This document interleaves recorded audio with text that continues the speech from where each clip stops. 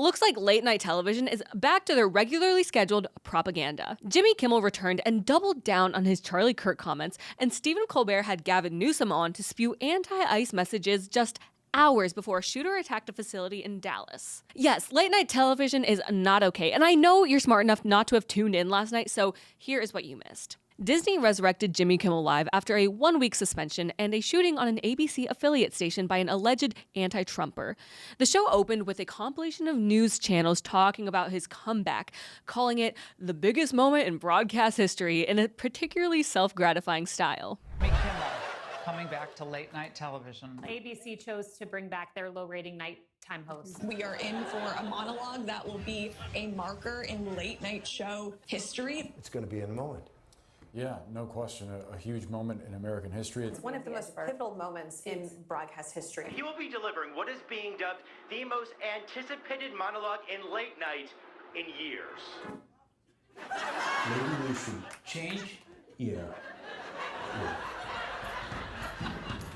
And here's his opening monologue, which he begins by using the same line that Trump did when he returned to Butler, Pennsylvania after nearly being assassinated there. Anyway, as I was saying before I was interrupted.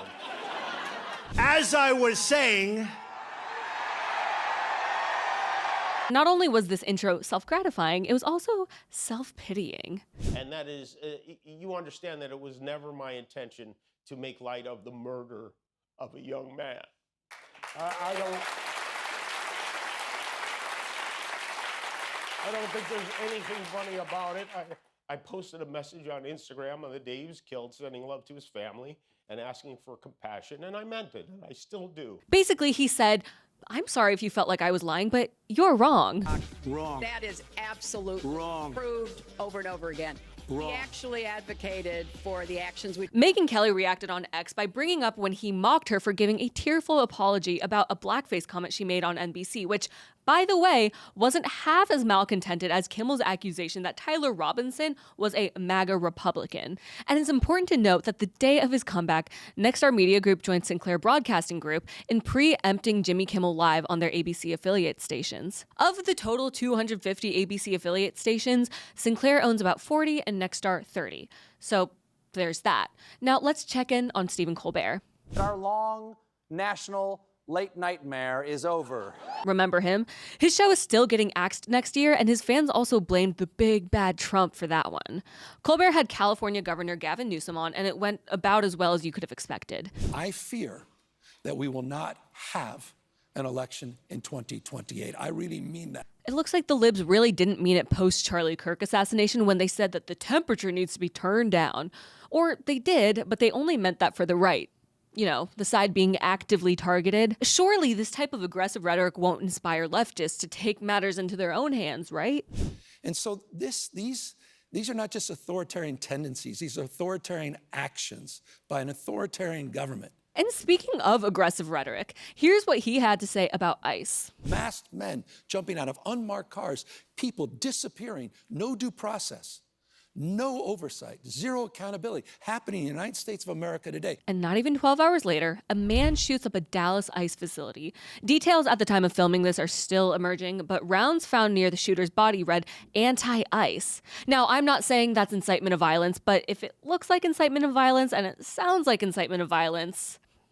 We saw what Stephen Miller said last week. This should put chills up fine. Called the Democratic Party an extremist organization. Basically a terrorist organization. And are you really at all surprised that we might feel this way when Charlie Kirk's assassin expressed anti-conservative sentiments?